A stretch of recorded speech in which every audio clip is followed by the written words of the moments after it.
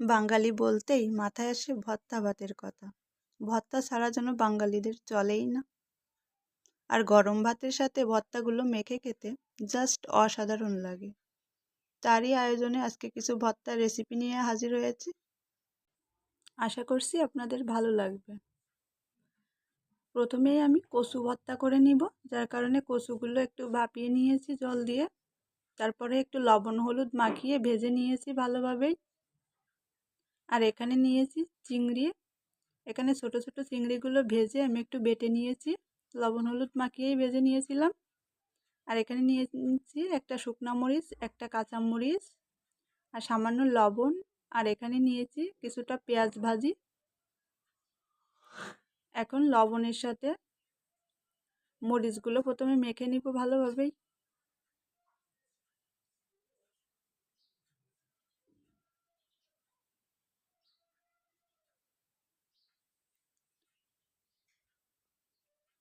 আর এই কচু ভর্তাটা খেতে কিন্তু অসাধারণ হয়েছিল।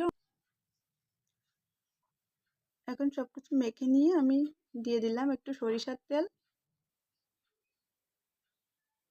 আর এখন কচুটা হাত দিয়ে ভালোভাবে একটু ভেঙে নিচ্ছি। চিংড়ি দিয়ে সব কিছু একত্রে এখন ভালোভাবে সব কিছু মেখে নিলেই আমাদের কচু ভর্তা একেবারেই রেডি। গরম ভাতের সাথে মেখে খেতে জাস্ট অসাধারণ লাগে। আর এখন আমি করে নিব মরিচ ভর্তা, যার কারণে কিছু মরিচ আমি একটু লবণ হলুদ মাখিয়ে ভেজে নিয়েছি সামান্য তেলে। আর এখানে নিয়ে নিয়েছি এক পিস মাছ ভাজি করে কাটা ছাড়িয়ে নিয়েছি। আর এখানে নিয়েছি একটা শুকনা মরিচ, সামান্য কিছুটা লবণ, পেঁয়াজ কুচি। আর এখানে নিয়েছি পেঁয়াজ ভাজি। এখন আবারও সব কিছু একইভাবেই মেখে নিব হাত দিয়ে।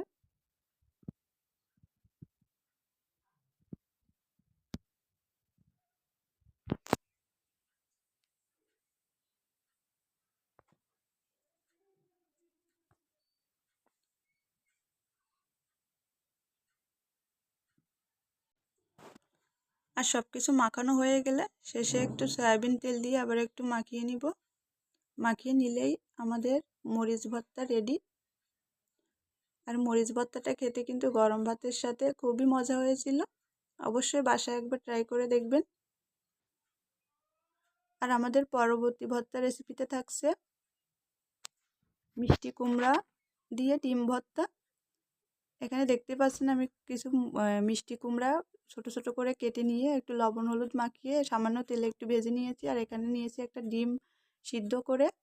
আর এখানে নিয়েছি একটা কাঁচামরিচ, লবণ আর একটু পেঁয়াজ আমি ভাজি করে নিয়েছি। এখন সব কিছু ভালোভাবে আবারও ওই হাতের সাহায্যে মেখে নিব।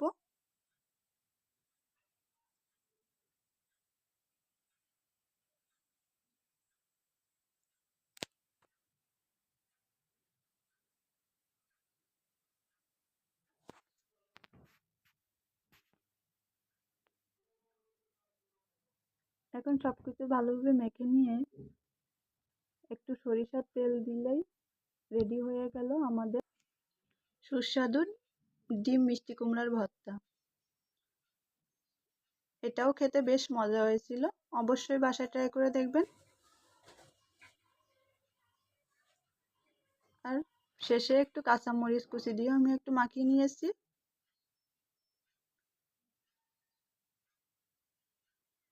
তো এখন কিন্তু আমাদের ভর্তাটা রেডি হয়ে গিয়েছে।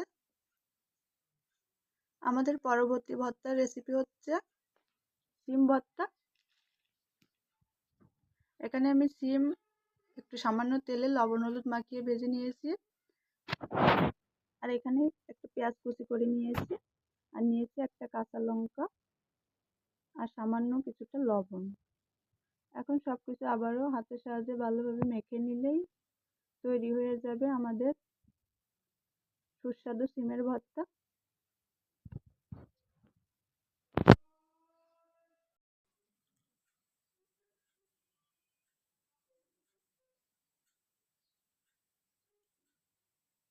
এখন উপর থেকে একটু সরিষার তেল দিয়ে আমি একটু মেখে নিব। আর এই যে আমাদের সিমের ভর্তাটা এখন রেডি হয়ে গিয়েছে। আর আমাদের পরবর্তী ভর্তা রেসিপিতে থাকছে কাঁচা কলার ভর্তা। তার জন্য আমি এখানে 2টা কলা খোসা ছাড়িয়ে সামান্য জলে একটু সিদ্ধ করে নিয়েছি। আর এখানে নিয়েছি একটা শুকনো মরিচ, 2টা কাঁচা মরিচ, আর একটা পেঁয়াজ কুচি, সামান্য কিছুটা লবণ, আর এখানে নিয়েছি পেঁয়াজ ভাজি, আর এখানে 2 পিস মাছ আমি একটু তেলে লবণ হলুদ মাখিয়ে ভেজে কাটা ছাড়িয়ে নিয়েছি। এখন সবকিছু ভালোভাবে হাতের সাহায্যে মেখে নিলেই তৈরি হয়ে যাবে আমাদের কাঁচা কলার ভর্তা।